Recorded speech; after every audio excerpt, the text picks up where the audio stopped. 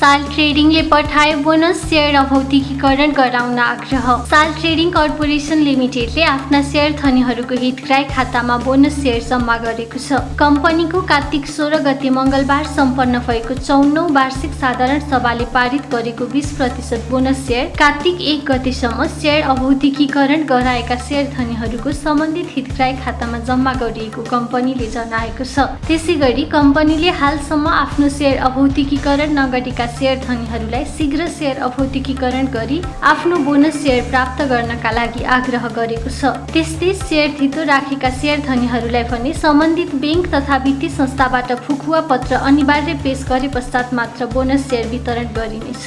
कम्पनीको share registrar NIBL S capital limited रहेको छ। तरलताको अवस्था सहज हुँदै बैंकहरूमा 8 अर्ब निक्षेप थपियो, CD रेसियो पनि घट्यो।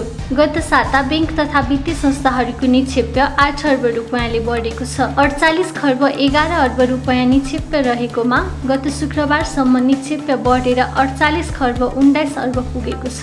वाणिज्य बैंकहरूको निक्षेप 42 खर्ब 43 अर्बबाट 42 खर्ब 49 अर्ब पुगेको छ भने विकास बैंक तथा वित्तीय कम्पनीहरूको 5 खर्ब 68 अर्बबाट वृद्धि भई 5 खर्ब 69 अर्ब पुगेको छ। यसैगरी बैंक तथा वित्तीय संस्थाहरूको ऋण लगानी पनि 2 अर्ब रुपैयाँले वृद्धि भएको छ। कुल ऋण लगानी 46 खर्ब 15 अर्ब रुपैयाँबाट बढेर 46 खर्ब 17 अर्ब रुपैयाँ पुगेको छ। गत साता मात्र नेपाल राष्ट्र बैंकले 11 खर्ब 48 अर्ब पुनर्कर्जा स्वीकृत गरेको थियो। राष्ट्र बैंकले पुनर्कर्जा स्वीकृत गरी बैंक तथा वित्तीय संस्थामा पठाएपछि तरलताको अभाव केही सहज देखिएको छ। तरलताको अवस्था सहज भएपछि बैंकहरूको औसत कर्जा निक्षेप CD रेसियो पनि 90.76% मा झरेको छ। शेयर बजारमा सकारात्मक माहौल, छिट्टै all time high record break गर्ने प्रक्षेपण।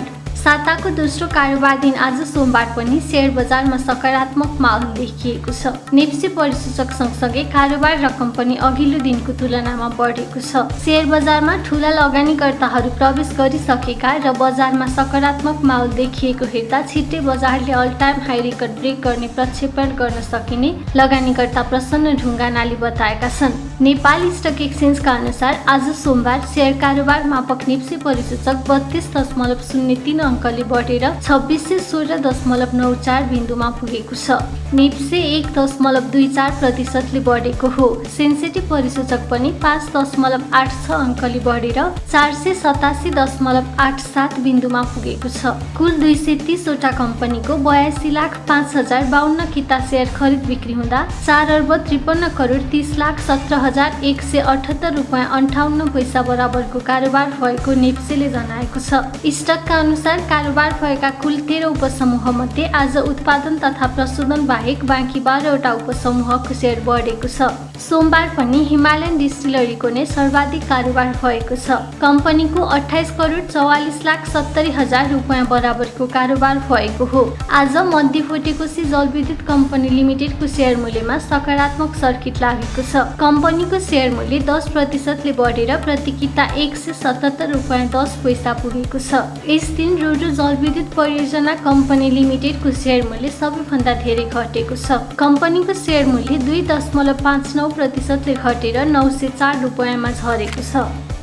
6 वटा लघु वित्तलाई मर्जर प्रक्रिया तोड्न राष्ट्र बैंकको अनुमति। लाभांश रोक्का। नेपाल राष्ट्र बैंकले 6 वटा लघु वित्तहरूलाई मर्जर प्रक्रिया तोड्न अनुमति प्रदान गरेको छ। राष्ट्र बैंकले मिरमिरे लघु वित्त वित्तीय संस्था लिमिटेड र सृजनशील लघु वित्त वित्तीय संस्था लिमिटेड, आँधीखोला लघु वित्त वित्तीय संस्था लिमिटेड र धौलागिरी लघु वित्त वित्तीय संस्था लिमिटेड तथा नाडेप लघु वित्त वित्तीय संस्था लिमिटेड र डिप्रोक्स लघु वित्त वित्तीय संस्था लिमिटेडलाई डिमर्सको अनुमति दिएको हो। अब यी संस्थाहरूले आर्थिक वर्ष 77-78 को लाभांश प्रस्ताव गरेको भए अथवा साधारण सभाबाट पारित गरेको भए तापनि शेयर धनीहरूलाई लाभांश वितरण गर्न भने पाउँदैनन्। 2079 असार मसान्तसम्म अन्य कुनै कम्पनीसँग मर्जर तथा प्राप्ति गरिसकेर राष्ट्रिय वा प्रादेशिक स्तर के हुने भन्ने यकिन गरेपछि भने लाभांश वितरण गर्न पाउने राष्ट्र बैंकले जनाएको छ। यसका साथै यी संस्थाहरूले 2079 असार मसान्तसम्म अर्को संस्थासँग मर्जर वा प्राप्ति नगरेसम्म राष्ट्र बैंकले दिने अन्य सुविधाबाट समेत वञ्चित हुनेछन्। लघु वित्तलाई मर्जरको कार्ययोजना पेश गर्न राष्ट्र ब्याङ्कको निर्देशन। नेपाल राष्ट्र ब्याङ्कले क्रस होल्डिङ भएका लघु वित्तहरूलाई 2079 असार मसान्तभित्र मर्जरको कार्ययोजना पेश गर्न निर्देशन दिएको छ।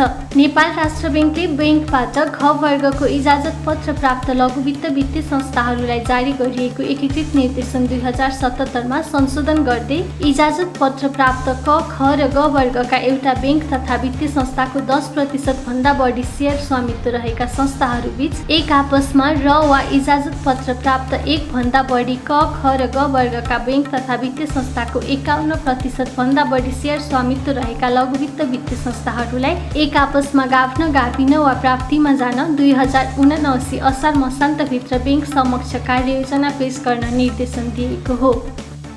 भगवती हाइड्रोले आइपिओ निष्कासन गर्ने बिक्री प्रबन्धक नियुक्त। भगवती हाइड्रो पावर कम्पनी लिमिटेडले साधारण शेयर आइपिओ निष्कासन गर्ने भएको छ। कम्पनीले आइपिओ निष्कासन गर्ने प्रयोजनका लागि निष्कासन तथा बिक्री प्रबन्धकमा सिद्धार्थ क्यापिटल लिमिटेडलाई नियुक्त गरेको छ। कम्पनीले 5,72,064 किता आइपिओ आयोजना प्रभावित क्षेत्रका बासिन्दाहरूको लागि र 8,58,098 किता आइपिओ सर्वसाधारणहरूका लागि गरी कुल 14,30,000 किता आइपिओ निष्कासन गर्न लागेको हो। यस कम्पनीले कास्की जिल्लाको विजयपुर खोलामा 4.5 मेगावाट क्षमताको जलविद्युत आयोजना निर्माण गरिरहेको छ। मुक्ति अर्याल भन्छन् वाणिज्य ब्याङ्कहरूको सेयर मूल्य सबैभन्दा अन्डर भ्यालु फन्ड हुनेलाई लगानीको सुनौलो अवसर। अहिले नेपाल स्टक एक्सचेन्ज नेक्सेमा वाणिज्य ब्याङ्कहरूको सेयर मूल्य सबैभन्दा अन्डर भ्यालु रहेको सेयर विश्लेषक एवं इन्भेस्टमेन्ट ब्याङ्कर मुक्ति अर्यालले बताएका छन्।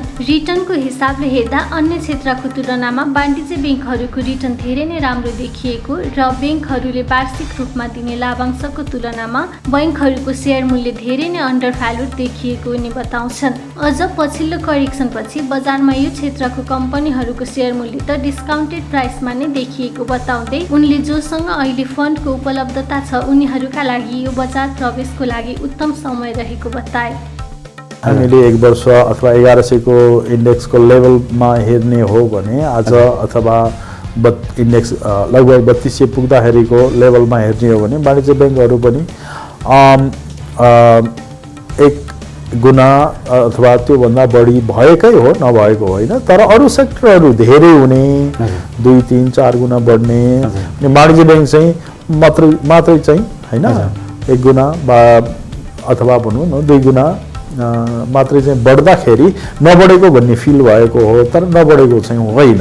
वाणिज्य ब्याङ्कमा नबढ्नुको कारणहरू छन्, केही छन्। ती कारणहरू के भन्दाखेरि यसमा सप्लाई धेरै छ। अरू कुराहरू फाइनेन्सियल्सहरू राम्रो हुँदै पनि केही चाहिँ यो मार्केटमा जस्तो सप्लाईको कुरा मान्छेहरूले धेरै वेट गर्ने अनि धेरै वेट गरेपछि अलिकति बढेपछि फेरि बेच्ने, सप्लाई आउने, डिमान्ड सप्लाई अलिकति त्यो फ्याक्टरहरूले काम गरेको छ धेरै चाहिँ बढ्न नसक्नुमा।